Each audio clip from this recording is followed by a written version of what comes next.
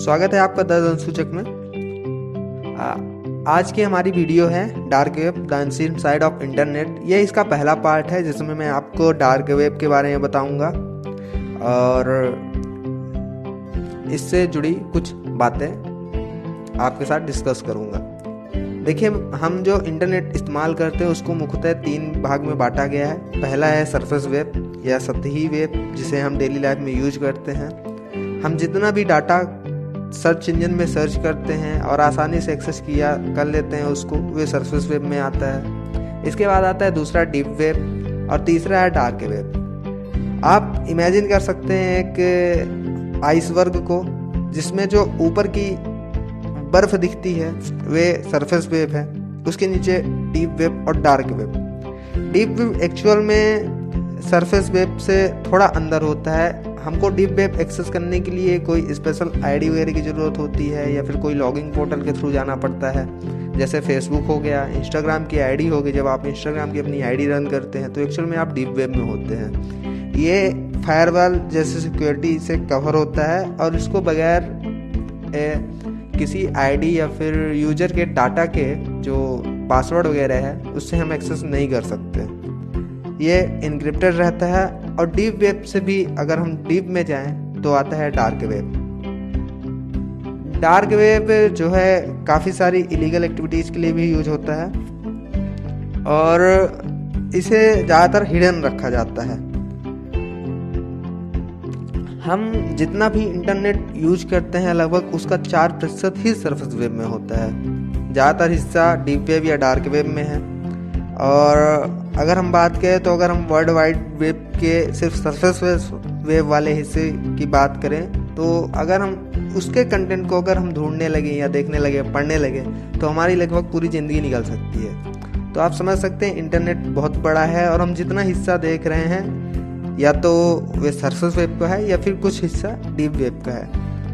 और दूसरी बात, जो सरफेस वेब होती है वहाँ जो एक्सटेंशन चलते हैं .com, .in, .xyz ऐसे एक्सटेंशन चलते हैं। डार्क वेब में ऐसा नहीं है। डार्क वेब में आपका जो एक्सटेंशन है वो बदल जाता है और इसके लिए आपको स्पेशल ब्राउज़र की ज़रूरत होती है, जैसे ट्रोर ब्राउज़र हो गए, तो आप वहाँ से एक्सेस कर सकते हैं। और ये जो डार्क वेब के जो एक्सटेंशन है .com, .in की जगह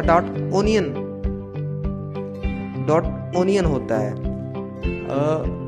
जो डार्क वेब को एक्सेस करने का प्राइमरी ब्राउज़र है वह है टोर। टोर का मतलब होता है द ओनियन रूटर। इसका नाम द ओनियन रूटर इसलिए है क्योंकि dark web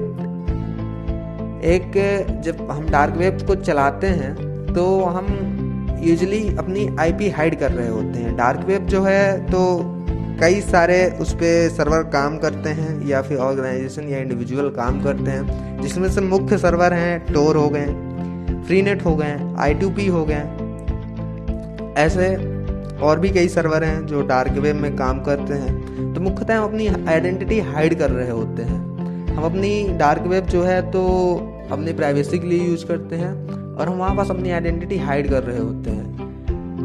tour the onion router नाम इसलिए पड़ा क्योंकि जब भी हम डार्क वेब यूज करते हैं तो ये हमें हमारी जो एक्चुअल आईपी होती है उसके ऊपर कई परत आईपी की परत लगाता है, एक के बाद एक आईपी, एक के बाद एक आईपी। इस तरह अगर कोई हमें सर्च करना चाहे, कोई हैकर भी हमें सर्च करना चाहे तो आसानी से नहीं सर्च कर पाता। आईपी क्या होता है? आईपी का फुल फॉर्म होता है इंटरनेट प्रोटोकॉल। जैसे आप अपना एड्रेस किसी को देते हैं तो वैसे ही जब आप इंटरनेट यूज करते हैं तो वे भी आपका एड्रेस होता है।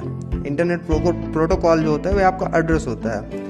और डार्क वेब जब हम एक्सेस करते हैं तो वहाँ पास हम लोग जनरली टोर VPN का यूज करते हैं और वे मल्टीपल VPN मतलब मल्टीपल आपको प्राइवेट नेटवर्क प्रोवाइड कराता है, मल्टीपल आईपी, और वे कॉन्टिन्यूसली चेंज होती रहती है। इससे जो हैकर को आपका डाटा एक्सेस करने में आसानी नहीं होती। डार्क वेब एक्सेस करने के लिए हमको टोर ब्राउज़र चाहिए होगा, उसके अलावा टोर VPN चाहिए होगा। डार्क वेब में प्राइवेसी के साथ काफ़ी सारी इलीगल एक्टिविटीज़ भी होती हैं, इसलिए डार्क वेब चलाना ख़तरनाक भी है क्योंकि हम जाने ना अनजाने में भी हम कई बार इलीगल एक्टिविटीज़ में उसमें शामिल हो सकते हैं, हमको पता भी नहीं होगा। इसके अलावा डार्क वेब जिनसे यूज करना नहीं आता तो वे भले ही अपना प्राइवेसी मेंटेन करने के लिए चला रहे हों, लेकिन ऐसे में उनकी प्राइवेसी का लॉस हो सकता है। तो ये एक तरह से चेतावनी है कि आप जब भी डार्क वेब यूज करें, वैसे आपको ज़रूरत ही ना पड़े यूज करने की, लेकिन अगर कभी भी अगर आपको करना हो तो आप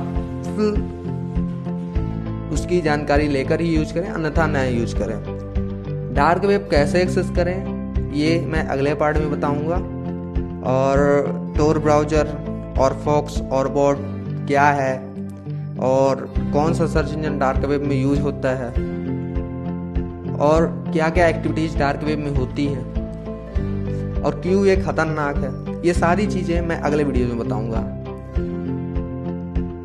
आगे अगले वीडियो के लिए हमसे जुड़े रहिए। अगर वीडियो अच्छा लगे तो लाइक कीजिए, दोस्तों के साथ शेयर कीजिए और सब्सक्राइब कीजिए।